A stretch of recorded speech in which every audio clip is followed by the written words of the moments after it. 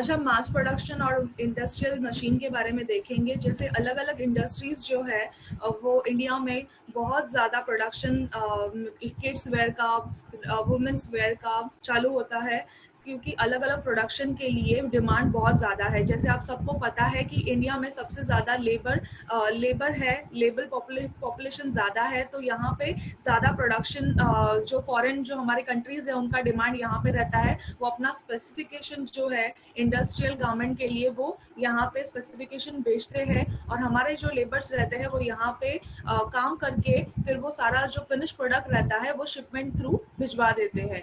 तो यहाँ पे ये जो प्रोडक्शन हाउसेस जो है हमारे एक्सपोर्ट हाउसेस, वो अलग अलग प्रोडक्शन में इन्वॉल्व रहते हैं। तो ये जो प्रोडक्शन इन्वॉल्व रहता है, ये पूरा प्रोसेस कैसे चलता है और उसमें कौन सी इंडस्ट्रियल मशीन का यूज होता है, ये हम इस लेसन में हम देखेंगे। तो फर्स्ट हम देखेंगे कि मास प्रोडक्शन होता क्या है एक्चुअली।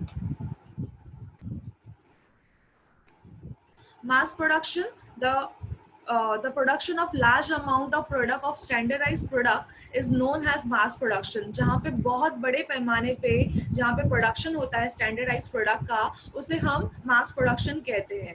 इसे फ्लो प्रोडक्शन भी कहा जाता है, क्योंकि एक प्रॉपर फ्लो में चालू होता है, जहाँ के कारीगर जो रहते हैं वो एक प्रोडक्शन करते हैं, फिर दूसरा एक जन कटिंग करता है, एक स्टिचिंग करता है, एक फिनिशिंग करता है, फिर उसके बाद प्रेसिंग होती है, पैकिंग होने के बाद फिर वो प्रोडक्ट बनता है। तो ये एक फ्लो में चलने वाला प्रोडक्शन है, इसीलिए इसे फ्लो प्रोडक्शन भी कहा जाता है। फिर इसे कंटिन्यूअस प्रोसेस भी कहते हैं, क्योंकि ये कंटिन्यूअस प्रोसेस है, ये सारे जो प्रोडक्शन है वो कंटिन्यूअस चलते रहते हैं, इसीलिए इसे कंटिन्यूअस प्रोसेस भी कहा जाता है। स्लाइड में लिखा हुआ जो है वो प्लीज नोट डाउन कर दीजिए।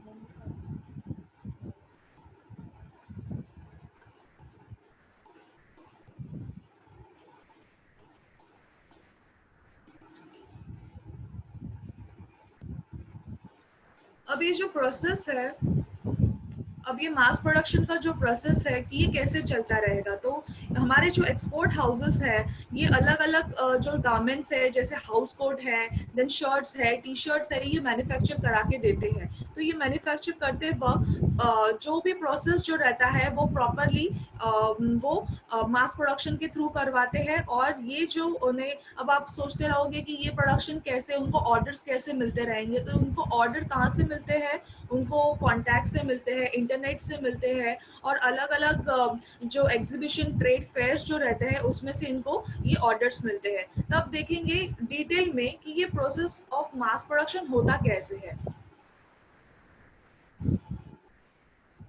फर्स्ट स्टेप में ऑर्डर फ्रॉम बायर रहता है। ऑर्डर ऑफ फ्रॉम बायर में सबसे पहले बायर से ऑर्डर आता है, पूरा स्पेसिफिकेशन लिखा हुआ रहता है इसके अंदर कि ऑर्डर कैसा होना चाहिए। सपोज फॉर एग्जांपल मुझे अगर शर्ट बनाना है, शर्ट अगर उनको चाहिए तो शर्ट का कलर क्या होगा, फिर उसमें कौन से ट्रिमिंग्स लगेंगे, ट्रिमिंग्स यानी क्या, लेस कैसे लगेंगे, उसमें बटन्स कैसे लगेंगे, जिप कैसे लगेंगे, उसका फैब्रिक कैसे होगा, वो पूरा स्पेसिफिकेशन, स्टाइल लाइन सारा डिटेल में ये ऑर्डर जो है उसके अंदर लिखा हुआ रहता है।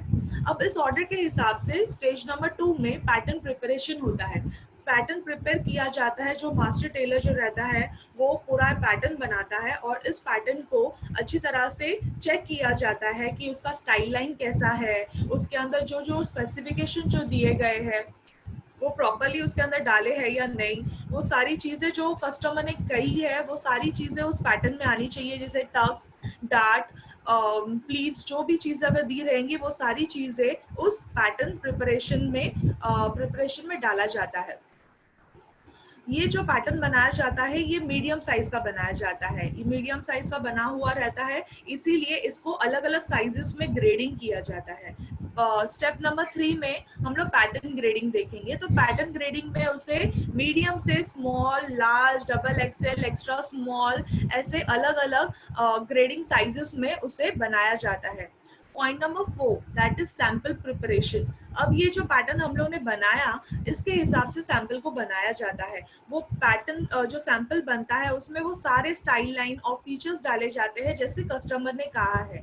फिर ये जो सैंपल है इसे कंफर्मेशन के लिए, जैसे स्टेप नंबर 5 में दिया हुआ है, सैंपल कंफर्मेशन के लिए उसको बायर के पास भिजवाया जाता है।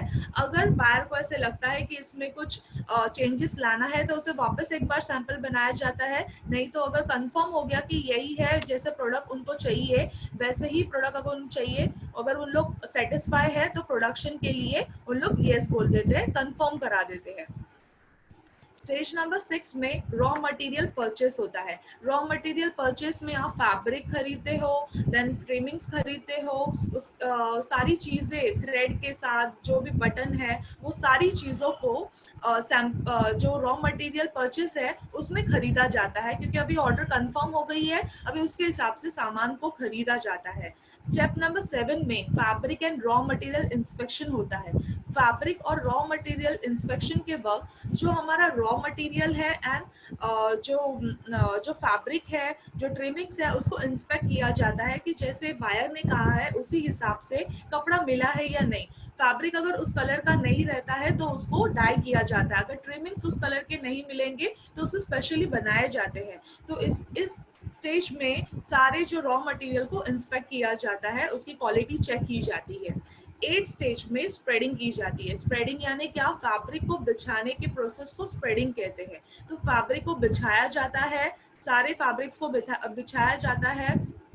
देन 9th स्टेज में पैटर्न लेआउट किया जाता है। What is pattern layout? Pattern layout मतलब जो पैटर्न्स रहते हैं वो फैब्रिक के ऊपर बिछाए जाते हैं इकोनॉमिकली, कि जहाँ पे फैब्रिक वेस्ट ना हो, उसे पैटर्न लेआउट कहते हैं। देन 10th स्टेज में मार्किंग की जाती है। अब जहाँ पे हम लोग ने पैटर्न जो बिछाए हैं, अब ये पैटर्न बिछाने के भी तरीके हैं। सारे बड़े कंपोनेंट्स जो रहते हैं वो पहले बिठाने रहते हैं, जैसे स्मॉल, मीडियम और लार्ज का अगर मुझे ऑर्डर है तो इन तीनों के फ्रंट बैक स्लीव्स में पहले बिठाऊंगी, उसके बाद छोटे छोटे कंपोनेंट्स जो है वो मैं उसके बाद बिठाऊंगी।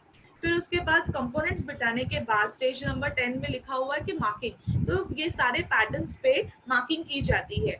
मार्किंग करके वो सारे पैटर्न्स का आउटलाइन किया जाता है, उसमें सीम अलाउंस रखा जाता है। फिर 11th स्टेज में कटिंग की जाती है। ये जो है, जो पैटर्न्स हमारे उनको कटिंग किया जाता है।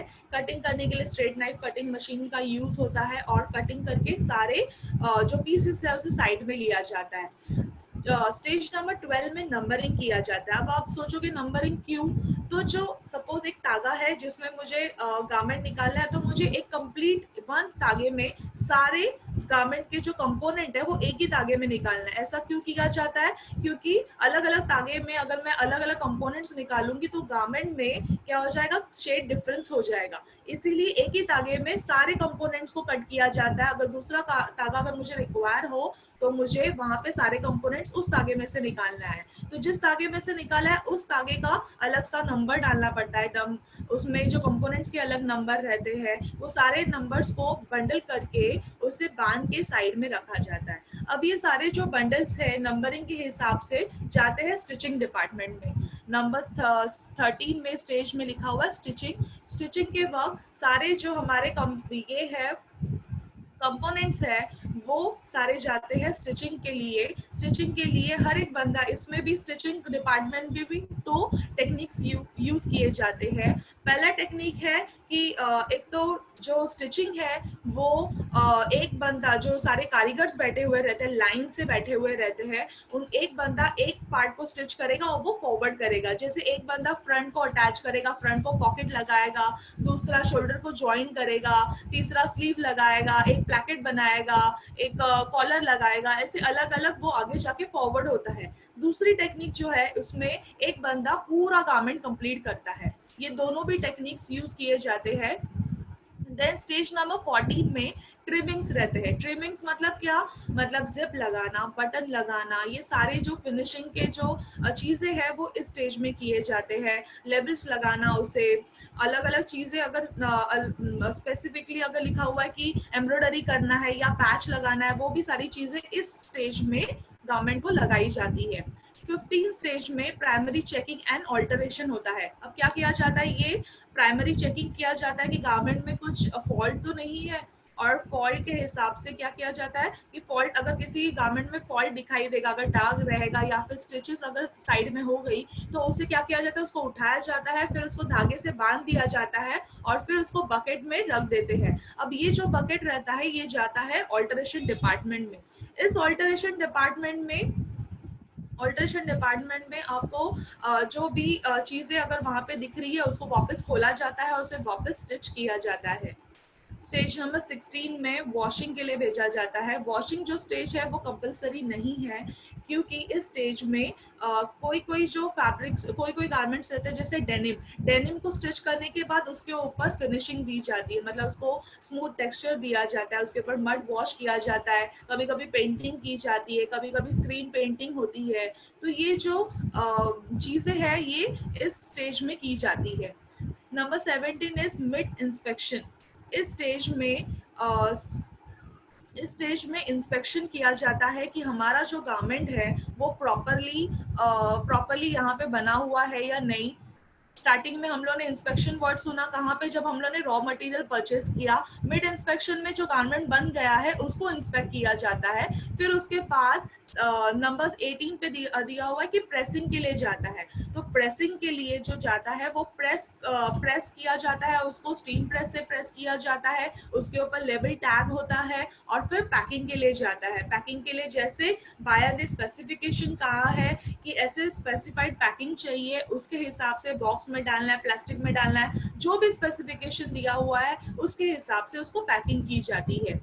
Then final inspection. अभी फाइनली किसी भी वो जो पैक किया हुआ जो हमारे सपोज शर्ट्स या फिर कुछ भी ट्राउजर्स रहेंगे उसको लेके उसको इंस्पेक्ट किया जाता है, मतलब रैंडमली इंस्पेक्ट करते हैं कि वो जो हमारा गारमेंट बना हुआ है ये प्रॉपरली जो बायर ने कहा है उसके स्पेसिफिकेशन के हिसाब से बराबर बना है या नहीं। फिर एंड में स्टेज आता है शिपमेंट। ये जो पूरा ऑर्डर जब कंप्लीट होता है तो ये शिपमेंट के लिए जाता है बायर के पास। मैं यहाँ पे देख रही हूँ कि यहाँ पे बहुत सारे लोगों के रेज हैंड हो रहे हैं। आप एंडिंग में मुझे सवाल पूछ सकते हो, क्योंकि ये चैप्टर बहुत ज्यादा लेंथी है। मैं चाहती हूँ कि आप मेरा पूरा सुन लो, उसके बाद आप क्वेश्चन मुझे पूछ सकते हो। ये जो मेरा स्लाइड है प्लीज नोट डाउन कर दीजिए।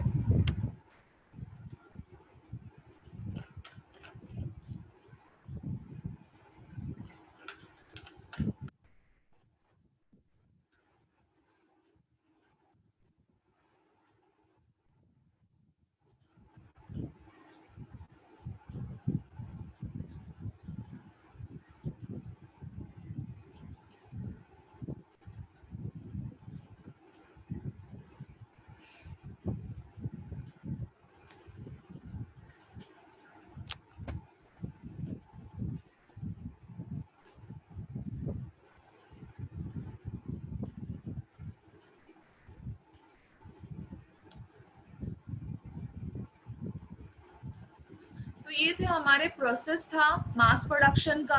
अब तक हम लोग ने देखा कि मास प्रोडक्शन क्या है और उसका प्रोसेस क्या है। नेक्स्ट हम लोग देखेंगे अभी कौन से अब इतनी बड़ी लेंदी प्रोसेस हो रही है तो इसमें अलग अलग स्पेशलाइज मशीन्स लगेंगे। तो ये अलग अलग जो स्पेशलाइज मशीन है अब उनके बारे में एकदम डिटेल में देखेंगे। Different type of industrial machines, उसमें सबसे पहले आता है कटिंग इंडस्ट्रियल मशीन। कटिंग के लिए जो इंडस्ट्रियल मशीन का यूज होता है उसे कटिंग इंडस्ट्रियल मशीन कहा जाता है। उसमें फर्स्ट है straight knife cutting machine, then है राउंड नाइफ कटिंग मशीन, उसे रोलर नाइफ कटिंग मशीन भी कहा जाता है। फिर थर्ड है बेंड नाइफ कटिंग मशीन और फोर्थ है die cutter cutting machine. Dress making के स्टूडेंट प्लीज नोट डाउन कर दीजिए।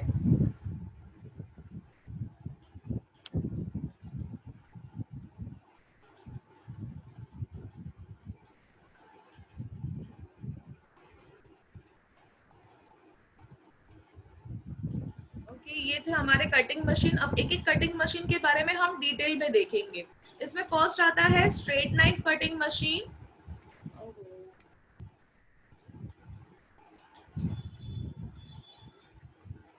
Straight knife cutting machine. It has a base plate, stand to hold, handle to move and a sharpening device. इसमें base plate लगा हुआ है यहाँ पे, फिर एक ब्लेड लगी हुई है, हैंडल लगा हुआ है और ऊपर मोटर लगा हुआ है।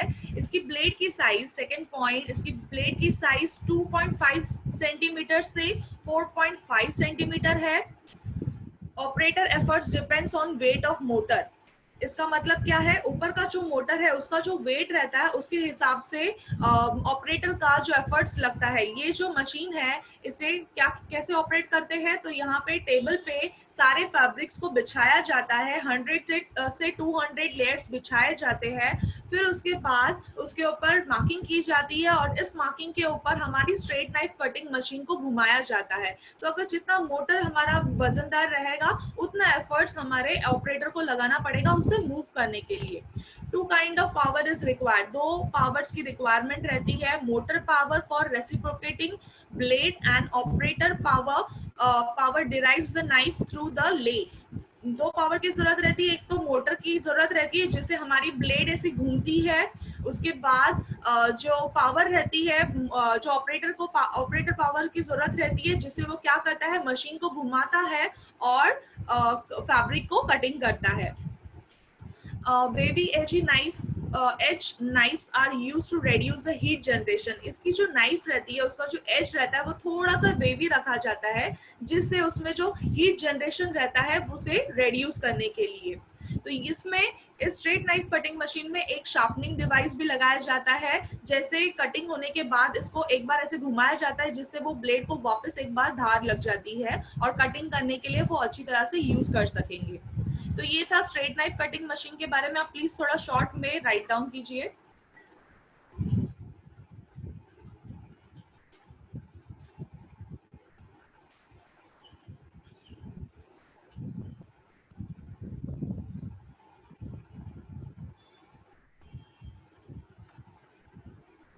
नेक्स्ट है राउंड नाइफ कटिंग मशीन। इसे रोलर नाइफ कटिंग मशीन भी कहा जाता है। Round knife cutting machine comprises of round blade, motor and handle to move. जैसे आपको पिक्चर में दिख रहा है, ये जो ब्लेड है ये राउंड में है, इसे भी बेस प्लेट लगा हुआ है, ऊपर मोटर लगी हुई है और उसको हैंडल दिया हुआ है मूव करने के लिए। Round knife cutting machine is not suitable for curve line. ये मशीन जो है ये कर्व लाइन के लिए सुटेबल नहीं है। अगर जो बड़े बड़े गारमेंट्स रहते हैं जैसे नाइटी है, हाउस कोट है, ट्राउजर है, पजामा है, उसे कटिंग करने के लिए हम राउंड नाइफ कटिंग मशीन का यूज कर सकते हैं क्योंकि इसमें क्या है, इसमें सारे स्ट्रेट लाइंस रहते हैं। ब्लेड साइजेस का जो डायमीटर है वो 6 सेंटीमीटर से 20 सेंटीमीटर तक अवेलेबल रहता है मार्केट में। It can cut only straight line and few fabric ले। जैसे कि ये मशीन बहुत ही छोटी है, कॉम्पैक्ट है, इसमें ज्यादा लेयर्स नहीं कट हो सकते हैं और स्ट्रेट लाइन से ही कट हो सकते हैं। लास्ट है circular blade can not cut tight curve like arm hole. ये जो सर्कुलर ब्लेड जो हमारी है ये एकदम कर्वी कट्स नहीं कर सकते हैं जैसे आर्म होल में रहता है, ये सिर्फ स्ट्रेट कट कर सकती है। तो ये था राउंड नाइफ कटिंग मशीन के बारे में। ड्रेस मेकिंग के ट्रेनिंग्स प्लीज इसे नोट डाउन कीजिए।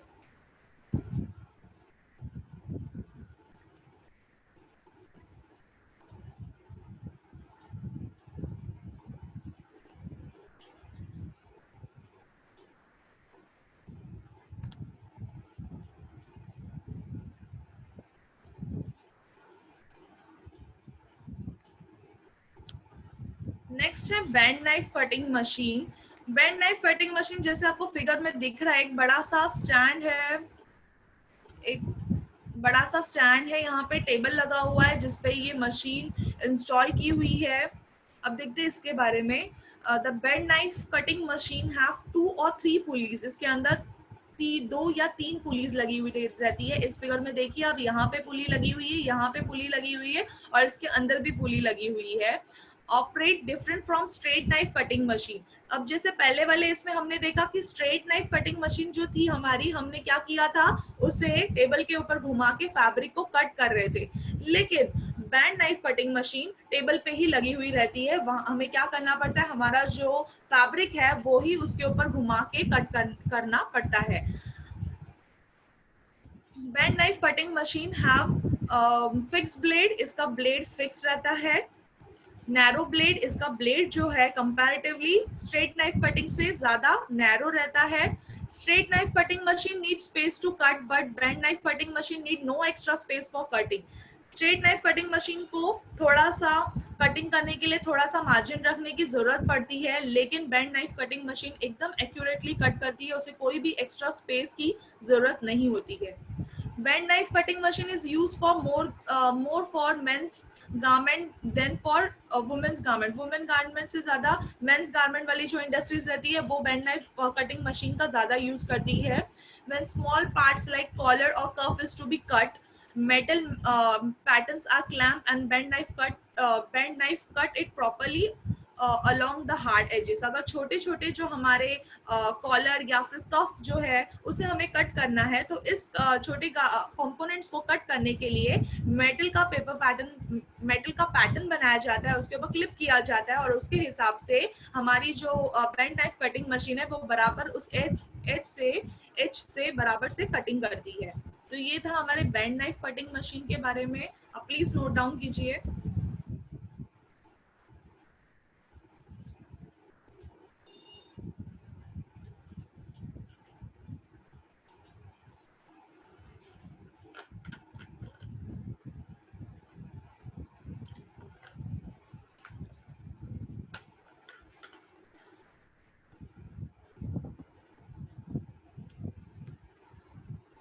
नेक्स्ट है डाई कटर.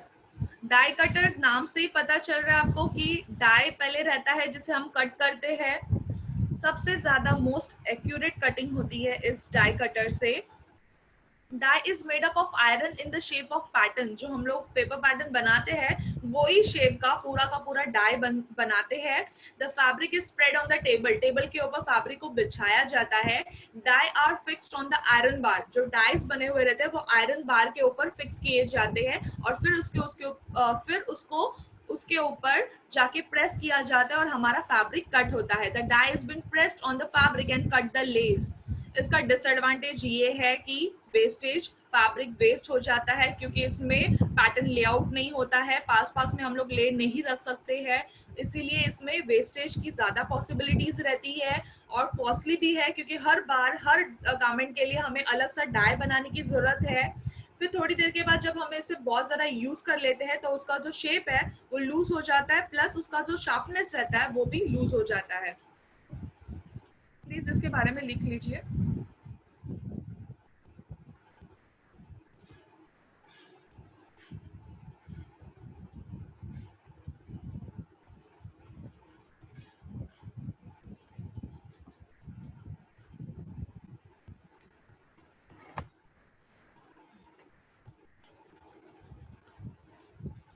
कटिंग टेक्नोलॉजी के बारे में देखेंगे. जब कटिंग के मशीन्स के बारे में देखा है तो अभी हम कटिंग टेक्नोलॉजी के बारे में देखेंगे. Preparing for cutting. कटिंग को प्रिपेयर करने से पहले 4 बातों का ध्यान रखना चाहिए. फर्स्ट है द पैटर्न. जो हम लोग पैटर्न कट करने वाले हैं उस पैटर्न को सबसे पहले सारे स्टाइल लाइन और सारी चीजें उसमें स्पेसिफाई की जाती है और बराबर उस पैटर्न के हिसाब से वहां पे हमें पैटर्न को बिछाने की जरूरत रहती है. सेकेंड है ग्रेन लाइन. ग्रेन लाइन मतलब क्या, लेंथ वाइज जो हमारा जो फैब्रिक में लेंथ वाइज जो डायरेक्शन रहता है उसे ग्रेन लाइन कहा जाता है. पैटर्न के ऊपर भी ग्रेन लाइंस मारे जाते हैं. तो जब हम पैटर्न को रखते हैं हमारे फैब्रिक पे तो जो हमारी लेंथ है, जो हमारी फैब्रिक का ग्रेन लाइन है और पैटर्न का ग्रेन लाइन है वो दोनों भी मैच होना चाहिए. देन पेल डायरेक्शन. पेल डायरेक्शन मतलब कुछ फैब्रिक जैसे कॉर्ड्राई है, वेलवेट है, टर्की है, ये सारे कपड़े के रेशे रहते हैं, तो उन अगर वैसे रेशे रहेंगे तो उनका डायरेक्शन प्रॉपरली चेक करके फिर कटिंग करना चाहिए. फिर है फैब्रिक पैटर्न. फैब्रिक पैटर्न मतलब फैब्रिक के ऊपर जो डिजाइन बने हुए रहते हैं उसको भी हमें ध्यान रखना चाहिए. जैसे स्ट्राइप्स हो, फिर चेक्स हो, फिर 1 वे डायरेक्शन वाले फैब्रिक हो, 2 वे डायरेक्शन वाले फैब्रिक हो, तो ये डायरेक्शन हमें कंसीडर करना है. उसी हिसाब से हमें कपड़े को स्प्रेड करना है और कट करना है. इसके बारे में प्लीज राइट डाउन कीजिए.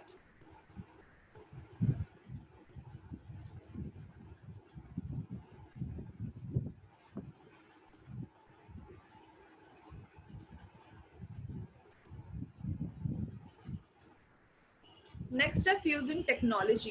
फ्यूजिंग मतलब क्या? Fusing is a process of fixing interfacing fabric with the help of heat treatment. जो हमारी इंटरफेसिंग का मतलब क्या होता है, हमारा मेन फैब्रिक रहता है और हमारा लाइनिंग रहता है, लाइनिंग मतलब अस्तर, उसके बीच में जो फैब्रिक लगता है उसे हम इंटरफेसिंग कहते हैं। तो यहाँ पे इंटरफेसिंग मतलब क्या, मैं कैनवास के बारे में बात कर रही हूँ। तो जो इंटरफेसिंग वाला कैनवास रहता है, हीट के मदद से जब हम लोग लगाते हैं उसे फ्यूजिंग कहा जाता है। Fusing interfacing has a gummy coating on the one side which is applied to fuse and fix the fabric। ये जो हमारा फ्यूजिंग इंटरफेसिंग जो रहता है उसके एक साइड में गम लगा हुआ रहता है, गम लगा हुआ रहता है, उसे क्या करता है, उस वो अप्लाई करने के लिए, चिपकाने के लिए हमारे मेन फैब्रिक को मदद करता है। तो अब फ्यूजिंग टेक्नोलॉजी में फ्यूजिंग मशीन का क्या यूज है। फ्यूजिंग मशीन मतलब क्या, the machine which is used for fusing process is called as fusing machine. जो मशीन हम लोग फ्यूजिंग करने के लिए यूज करते हैं उसे फ्यूजिंग मशीन कहा जाता है। This machine is use to attach fusing on collar cuff yoke. ये जो फ्यूजिंग जो मशीन है वो कॉलर कफ योक के ऊपर कैनवास लगाने के लिए यूज होता है। We can adjust the temperature and pressure according to our requirement. ये फ्यूजिंग मशीन में हम लोग टेम्परेचर और उसके ऊपर प्रेशर जो है वो हम लोग अपने हिसाब से हम लोग सेट कर सकते हैं। This machine are suitable for woven and knitted fabric. Woven fabric और नीटेड फैब्रिक के लिए, दोनों के लिए सुटेबल है, दोनों के ऊपर हम लोग फ्यूजिंग चिपका सकते हैं फ्यूजिंग मशीन से। प्लीज ये स्लाइड लिख लीजिए।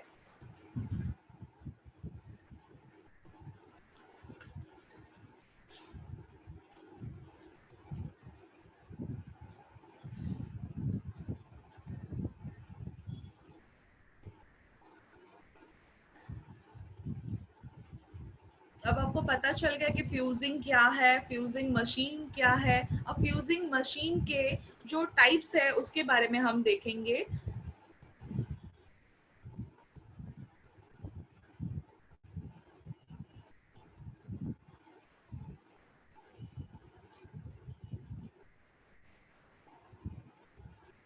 इसके अंदर सबसे पहले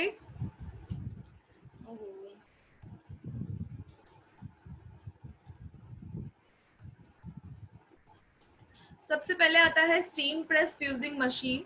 स्टीम प्रेस फ्यूजिंग मशीन जो है ये it is a old model of fusing machine. सबसे ओल्ड मॉडल है फ्यूजिंग मशीन का।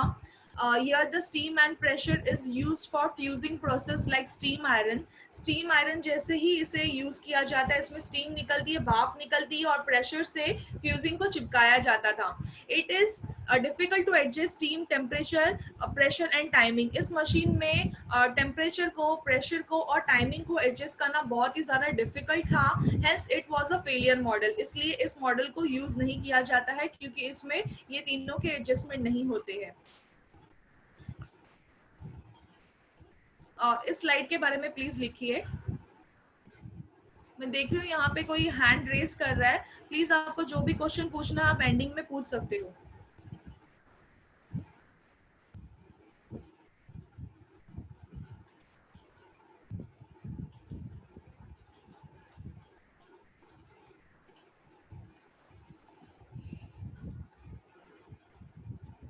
ये था स्टीम प्रेस के बारे में।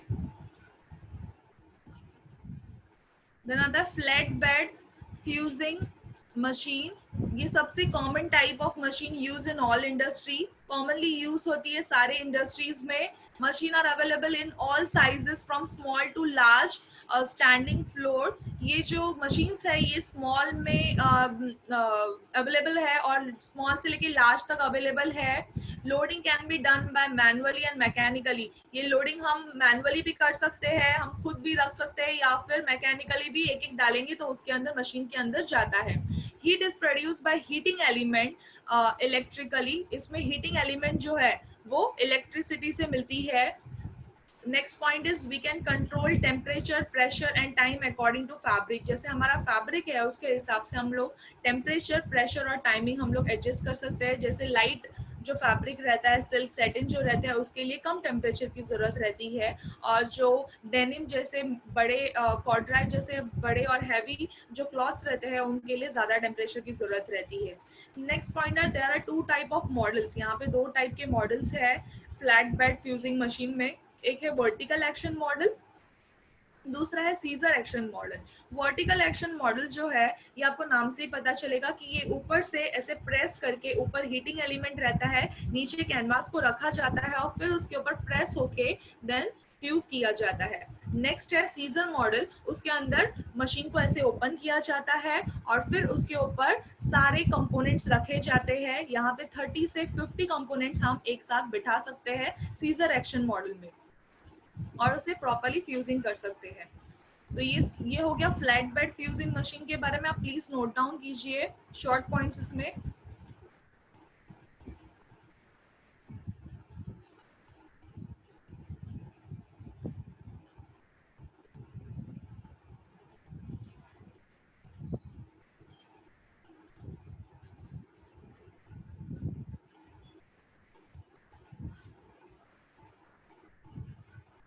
ये जो चार हमारे थे, ये फ्यूजिंग मशीन के बारे में था।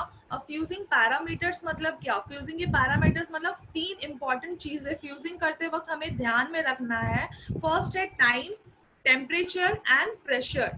प्रॉपर टाइमिंग के हिसाब से हमें करना है, फ्यूजिंग करना है, बराबर टाइम उसको अप्लाई करना है जिससे वो हमारा मेन क्लॉथ और हम लोग का इंटरफेसिंग प्रॉपरली चिपक जाए।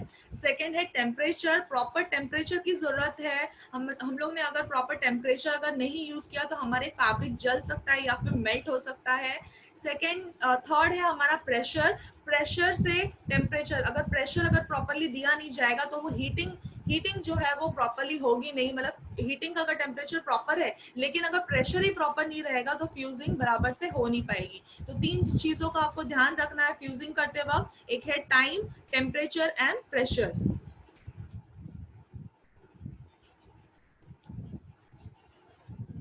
नेक्स्ट हम लोग देखेंगे इंडस्ट्रियल सुइंग मशीन के बारे में। स्टिचिंग के मशीन जो रहते हैं इंडस्ट्रियल सुइंग मशीन, उसके सबसे पहले फर्स्ट मेन जो आता है वो है lock stitch machine.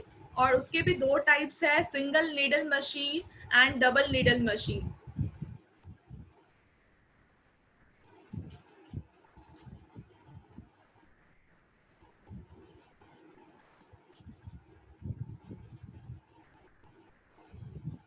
Industrial sewing machine के जो फर्स्ट टाइप है वो है लॉक स्टिच मशीन। उसके अंदर दो टाइप्स रहते हैं, single needle machine and double needle machine. Single needle machine जो हमारी है ये हमारी सबसे बेसिक और कॉमन मशीन है जो हम लोग इंडस्ट्री में यूज करते हैं। इसमें कोई ज्यादा इसमें फीचर्स ज्यादा नहीं है लेकिन ये सबसे ज्यादा यूज की हुई मशीन है। अब इसके बारे में देखेंगे। First, this is the commonest type of machine used in apparel industry, especially in woven garment, is also known as plain needle sewing machine. सबसे कॉमन है ये इंडस्ट्री में यूज करने वाली और इसे प्लेन नीडल स्विंग मशीन भी कहते हैं। It is mostly use as industrial sewing machine. इससे इंडस्ट्री में सबसे ज्यादा यूज होता है।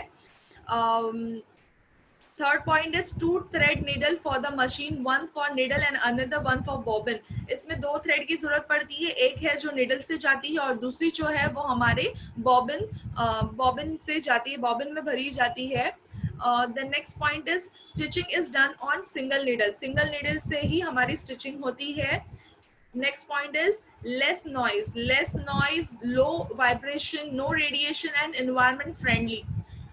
बहुत ही कम नॉइज रहता है इसका, ज्यादा वाइब्रेशन भी नहीं होता है, इसका जो रेडिएशन है वो भी कम है और इन्वायरमेंट फ्रेंडली है क्योंकि इसमें से कुछ भी पोल्यूशन नहीं निकलता है। ये एकदम स्मूथ चलने वाली मशीन है। इसमें से हम लोग sewing shirts, jacket, suit, overcoat, curtains, kid wear, bags, leather bags, spelling mistake है, leather bag, wool, chemical fibre and canvas हम लोग इस मशीन से हम स्टिच कर सकते हैं। तो ये था हमारे single needle lock stitch machine के बारे में। ये लॉक स्टिच मशीन का टाइप है single needle lock stitch machine. इसके बारे में आप प्लीज नोट डाउन कीजिए, छोटे छोटे पॉइंट्स जो है प्लीज नोट डाउन करिए।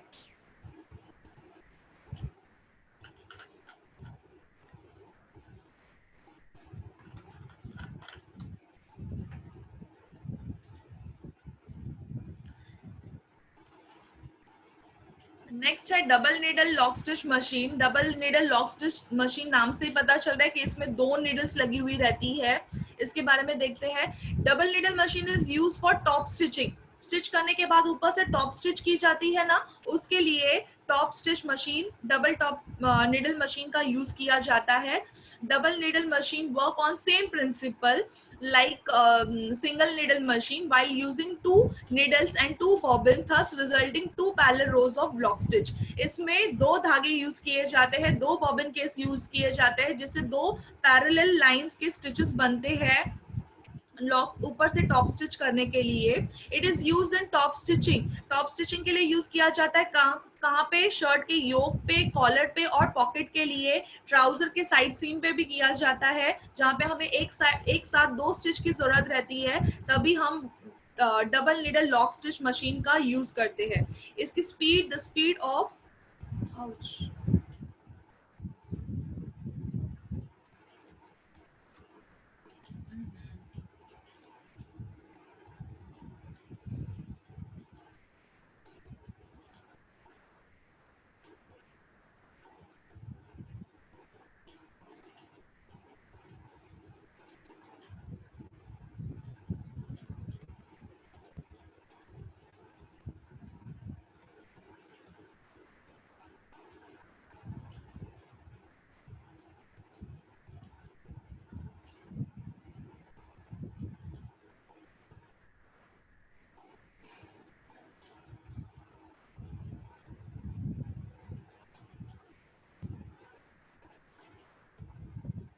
ओके, ये हैंग हो रहा है, सो मैं ऐसे ही ओपन कर रही है इसे। स्पीड ऑफ 4000 स्टिचेस पर मिनट, एक मिनट में 4000 स्टिचेस हम बना सकते हैं, डिपेंड ऑन ऑपरेटर की ऑपरेटर कैसे चला रहा है। Having automatic positioning at the needle in an up और डाउन पोजिशन, हम लोग नीडल्स को अप एंड डाउन पोजिशन हम लोग ऑटोमेटिकली हम लोग एक लीवर से कर सकते हैं। It is use for almost all operation, सारे ऑपरेशन के लिए यूज किया जाता है, मतलब गारमेंट में जहाँ जहाँ पे हमें डबल स्टिच की जरूरत पड़ती है, वहां वहां पे हम लोग double needle lock stitch machine का यूज करते हैं।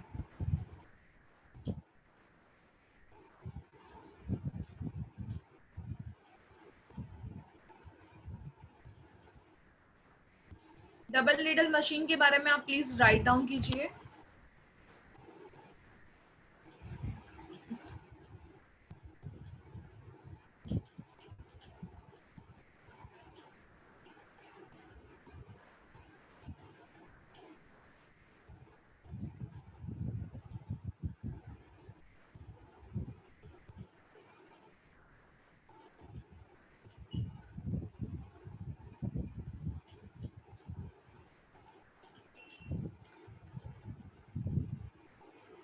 नेक्स्ट जो हमारी मशीन है, नेक्स्ट है machine having lock stitch variation. जो लॉक स्टिच के वेरिएशन है उसके बारे में देखेंगे। तो इन मशीन के अंदर zigzag machine, bartack machine, button hole making machine और आईलेट मशीन आती है। तो इसके बाद सबसे पहले हम जिगजैग मशीन के बारे में देखेंगे। जिगजैग मशीन जो होती है वो जिगजैग स्टिच बनाने के लिए यूज होती है, specially design for embroidery, bidding, zigzag stitches and simple stitches भी इसमें से निकलती है। Available in single and double needle for zigzag and normal stitch, ये सिंगल नीडल में भी अवेलेबल रहती है और डबल नीडल में भी अवेलेबल रहती है नॉर्मल स्टिच के लिए, और जिगजैग स्टिच बनाई जाती है। Next point is various attachment for different uses, अलग अलग अटैचमेंट, मतलब अलग अलग प्रेशर फुट इस मशीन के साथ मिलती है। अगर मुझे सिंपल स्टिच करनी है तो मुझे नॉर्मल प्रेशर फुट लगाना पड़ेगा। अगर मुझे बिडिंग करनी है तो मुझे बिडिंग का प्रेशर फुट लगाना पड़ेगा। और अगर मुझे जिगजैग स्टिच करनी है तो जिगजैग स्टिच का अलग फुट रहता है, वो मुझे लगाना पड़ेगा। अगर मुझे जिप लगाना है तो मुझे जिपर फुट यूज करना पड़ेगा। तो इस मशीन के साथ बहुत सारे अटैचमेंट मिलते हैं, जब हमें जैसा यूज करना है उसके हिसाब से हम ये अटैचमेंट लगा सकते हैं। नेक्स्ट पॉइंट इज 2000 स्टिचेस पर मिनट, एक मिनट में 2000 स्टिचेस तक हम स्टिच कर सकते हैं। Maximum length of stitch is 25 mm, 25 mm तक हम मैक्सिमम लेंथ हम स्टिच का ले सकते हैं। तो ये था जिगजैग मशीन के बारे में, प्लीज आप नोट डाउन कर दीजिए।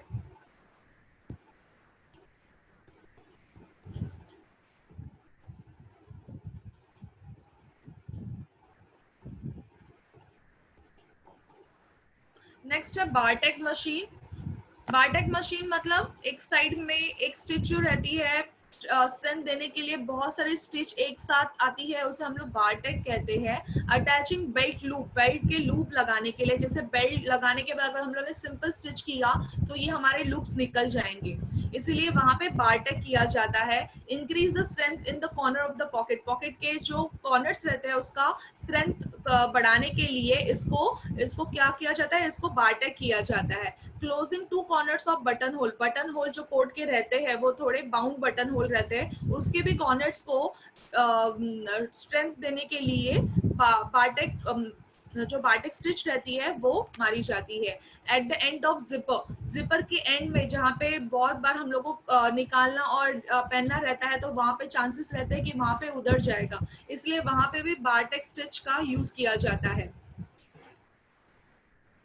इन that place where more strength is needed to support a extra load, extra load के लिए जो जरूरत रहती है उसे बारटेक मशीन बारटेक स्टिच मारी जाती है। नेक्स्ट है button whole machine. Button whole machine जो है बटन होल बनाने के लिए, जैसे उसका नाम है बटन होल बनाने के लिए यूज होती है। यहाँ पे हम लोग बटन होल की डेंसिटी और लेंथ को भी एडजस्ट कर सकते हैं, और जो लेंथ ऑफ ब्लेड है वो हाफ से 3/4 इंचेस तक अवेलेबल रहता है। इसके जो इसमें जो स्केल लगी हुई रहती है जिस मशीन के ऊपर, उसके ऊपर हम लोग बटन होल का जो डिस्टेंस रहता है वो भी माप सकते हैं। By this we can also produce key hole, key hole जो रहता है कोट के लिए, की होल जो शेप में बटन होल बनता है वो भी हम लोग इससे डिजाइन कर सकते हैं। आई बटन होल जो रहते हैं वो जैकेट के लिए, कोट के लिए और ट्राउजर के लिए यूज होते हैं, और स्ट्रेट बटन होल जो रहते हैं वो शर्ट के लिए और ब्लाउज के लिए यूज होते हैं।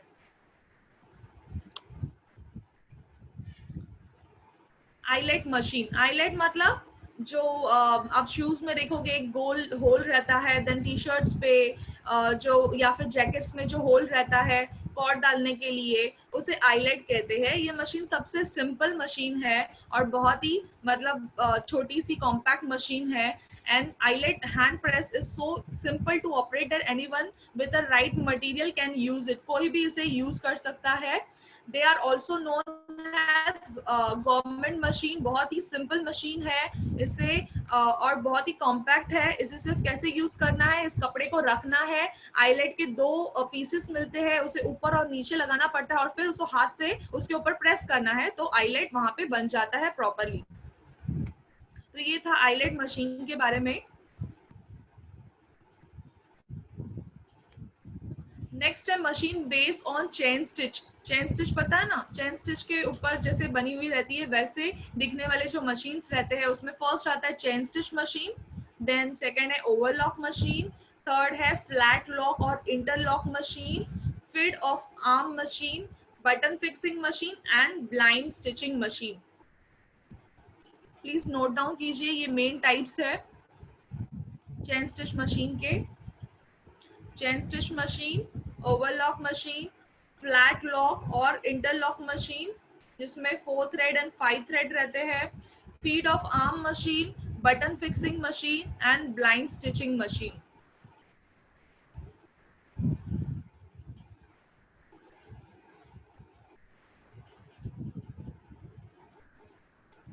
First machine is chain stitch machine.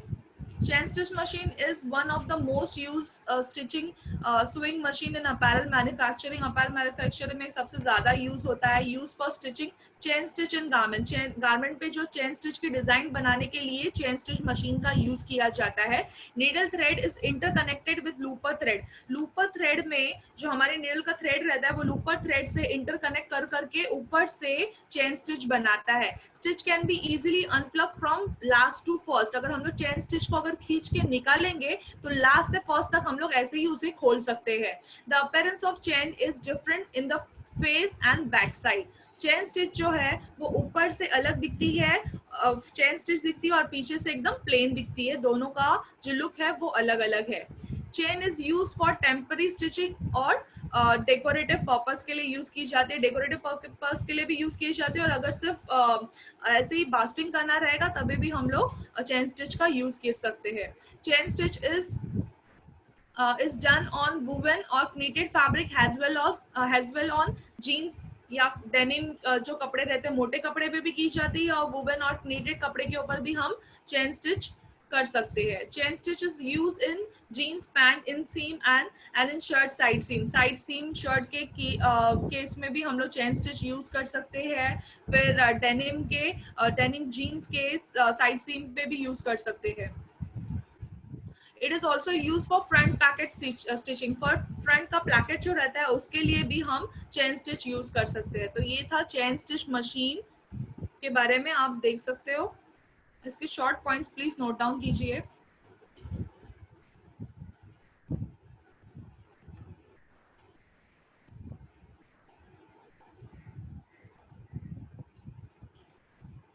Next है ओवरलॉक मशीन। ओवरलॉक मशीन आपने बहुत बार सुना रहेगा। ओवरलॉक मशीन किस लिए यूज होती है?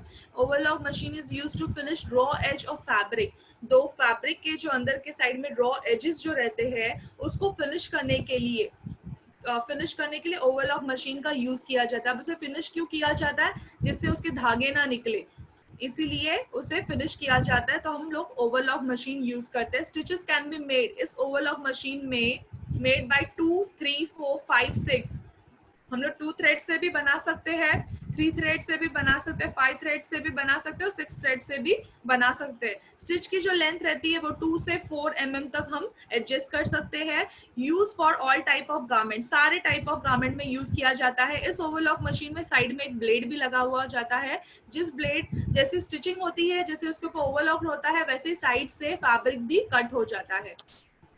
तो ये था ओवरलॉक मशीन के बारे में।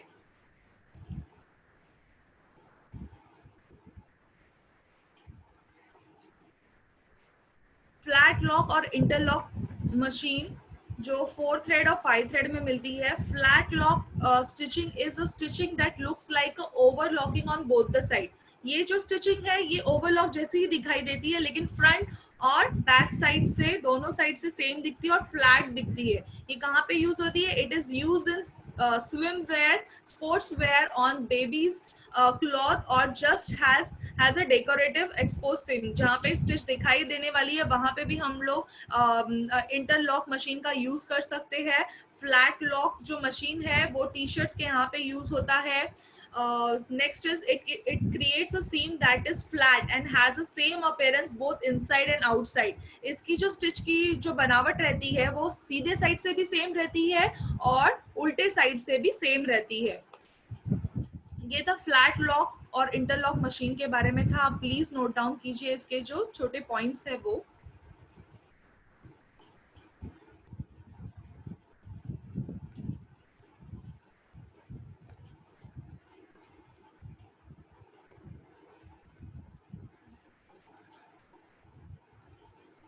नेक्स्ट है feed of arm machine. Feed of arm machine इसके स्पेशल स्ट्रक्चर के वजह से इसका नाम दिया हुआ है। Feed of arm machine is use as a chain stitch machine. ये भी चेन स्टिच मशीन के लिए ही यूज होता है। Design working with sew and stitch, it contains looper instead of bobbin. इसके अंदर बॉबिन नहीं रहती, एक लूपर रहता है जिससे ये चेन स्टिच बनाती है। By this machine multi thread chain stitch can be produce on garment. Multiple chain stitch हम लोग बना सकते हैं। मल्टी थ्रेड के बहुत सारे अलग अलग थ्रेड्स के मिला के एक चेन स्टिच बना सकते हैं। By this machine stitch can be produce on heavy fabric. बहुत मोटे फैब्रिक के ऊपर भी हम चेन स्टिच बना सकते हैं, जैसे डेनिम और jeans. It has opportunity of stitching by folding the fabric मोटा फैब्रिक भी फोल्ड हो जाएगा, फिर भी इसके ऊपर हम लोग चेन स्टिच कर सकते हैं। different sizes of stitching by different sizes of needle and thread should be used in this machine। अब जैसे मैंने आपको बताया यहाँ पे मोटे फैब्रिक्स भी हम स्टिच कर सकते हैं चेन स्टिच के लिए।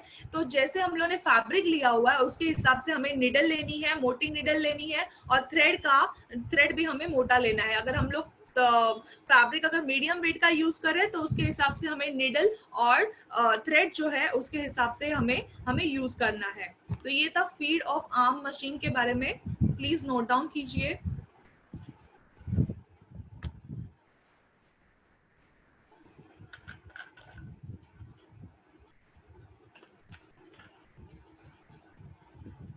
बटन फिक्सिंग मशीन, जैसे इसका नाम है बटन फिक्स करने के लिए यूज की जाती है। Button fixing machine is use to sew the button on the fabric. के ऊपर बटन लगाने के लिए बटन फिक्सिंग मशीन का यूज किया जाता है।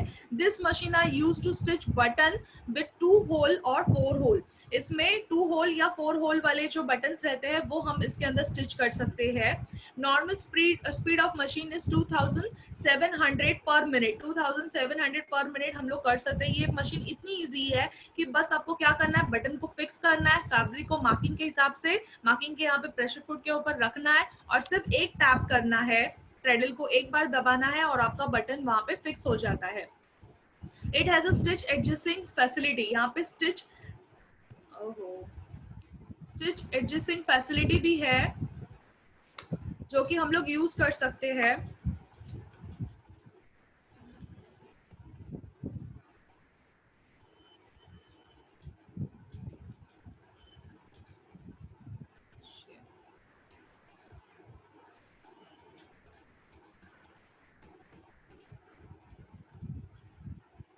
और ये बहुत ही इजीली ऑपरेट होती है। जैसे मैंने आपको बताया, आपको सिर्फ एक बार प्रेस करना है और वो बटन पूरा लग के फिर उसके बाद वो प्रेशर पुटर मशीन छोड़ देती है।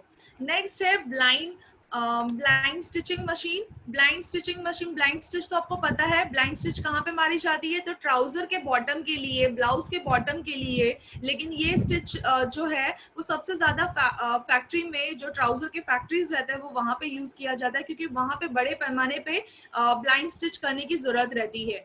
तो blind stitching sewing machine is special type of machine which is used in garment industry to produce stitches which are not seen from the face side of the fabric is called blind stitch। जो सीधे side से नहीं दिखाई देता है उसे blind stitch कहा जाता है, और वही ये ब्लाइंड स्टिच मशीन वो ब्लाइंड स्टिच बनाने के लिए यूज होती है। Usually curve needle is use in this machine. यहाँ पे नॉर्मल जो सुई है उसका यूज नहीं होता है। इस मशीन में कर्व नीडल जो है वो यूज की जाती है।